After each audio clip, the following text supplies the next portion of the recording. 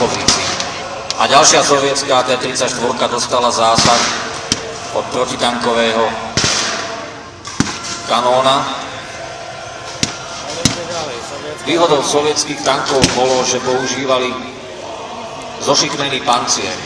Zošikmený pancier totiž zvyšoval pravdepodobnosť, že protitankový projektil buď sa odrazí, ale v tomto prípade vidíme, že tomu tak nebolo. Zásah dostal aj oceľ, takže tanková technika nám pomaly ubúda.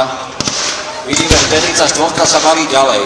Častokrát sa stávalo, že posádka dostala zásah, aj druhý, ale tank sa valil ďalej. Častokrát neovláda to. No a úplne vpravo, tou drevenou vežou vidíme práve tú premiéru, ktorú som vám sľuboval a ku ktorej v tomto momente prichádza. Ide o tekovskú premiéru sovietskeho samohybného diela SU-76.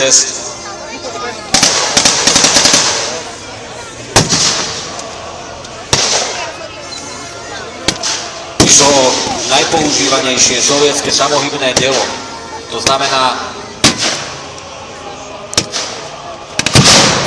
obrnený bojový prostriedok, na ktorom bol namontovaný kanón z pravidla väčšieho kalibru, ktorý ale nemohol byť montovaný do otočnej veže, tak bol namierený iba vpredu.